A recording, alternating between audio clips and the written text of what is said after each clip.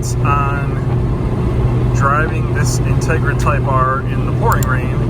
You have to speak up a little bit because this is kind of a loud car. There's a lot of tire noise and rain noise. This is the last drive for this Integra Type R, and it's actually a Type R clone. It's a very good one. Somebody took a regular Integra coupe with no sunroof and made it into a very nice 2001 Phoenix Yellow Integra Type R clone.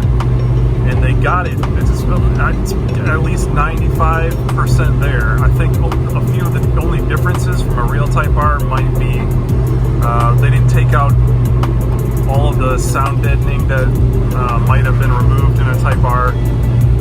In this particular car, there are a couple of other differences too. This clutch, which you can't hardly see, the clutch in this car is very stiff and very low.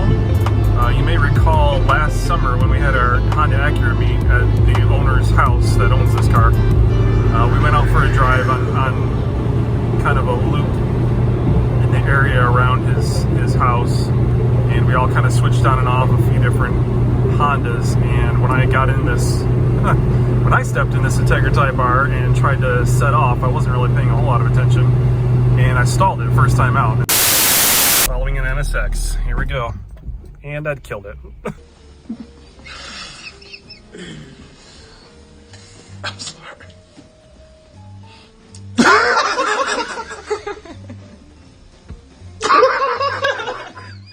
Yeah, all right. And then I kind of got used to it because it's a very low clutch. There's very little travel to the pedal, and it engages like an inch off the floor. So it's kind of the opposite of most Honda clutches, where it's kind of a longer pedal travel, and the engagement is closer to the top, like in the top third or so of the pedal travel. So I believe there's a competition clutch of some kind in this car that the owner swapped in.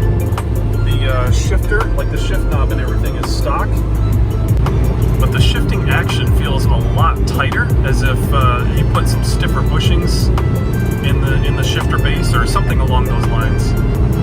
So I'm not convinced that's an OEM Integra Type R shifter, especially since just before hopping in this car, I sat in the replacement to this car, which is an authentic, real Integra Type R, and that shifter was way easier to move through the gears, and of course the clutch was way lighter also.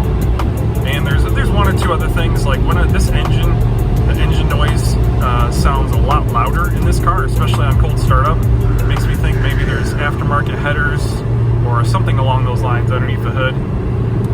But overall, everything else is from another Type R. So you have the same engine, the same V18 C5 engine, that same 8,500 RPM redline, which absolutely screams. The same drivetrain, transmission, the same suspension. Everything else on the outside is completely stock. It looks like every other Phoenix Yellow Type R you've ever seen in the factory. It was an amazing, amazing car to drive.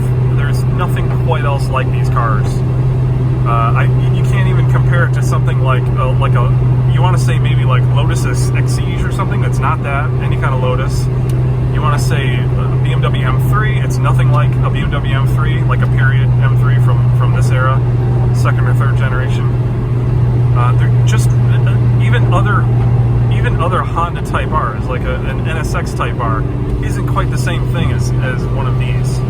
The chassis, the handling, the steering is just from another planet. And then of course when you wind that engine up, it invades your soul. So it's kind of a bittersweet sort of trip we're taking today to another state. I'll be dropping this Type R off to its new owner, lucky individual that's bought it.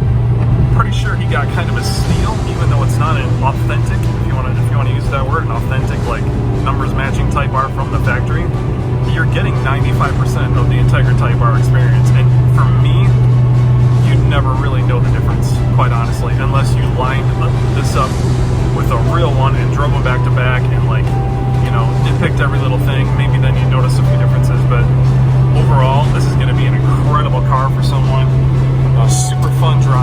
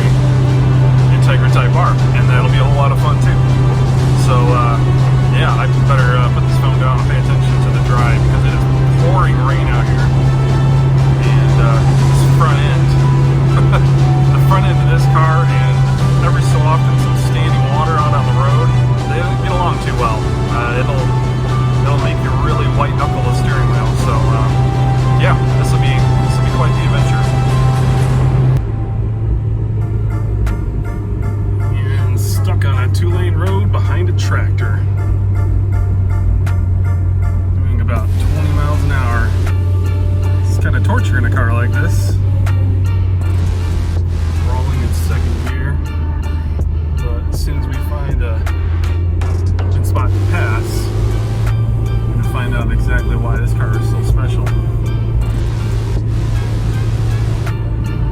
Any day now. What's really frustrating is the car or two cars, whoever behind the tractor, immediately behind them, don't want to pass. They're happy just kind of sitting there. So that makes the rest of us back here forced to also kind of sit here because it's too much to pass in one shot. Well, there's two tractors. There's a tractor in front of a tractor. So I don't know how we're going to do this little passing maneuver. We'll find out. Man, this is exactly what this car was made for. Yeah, here we go.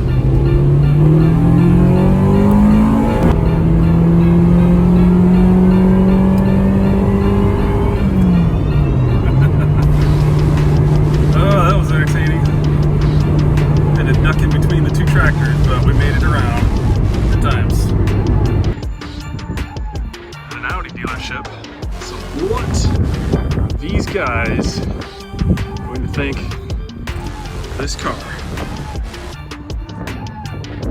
think they're going to know what to think. It's here. So weird that it's really cool to see mud on a plate bar like this. Yes, it's weird. I can't even believe it. Right? No, I mean, but it's used and it's driven and appreciated and.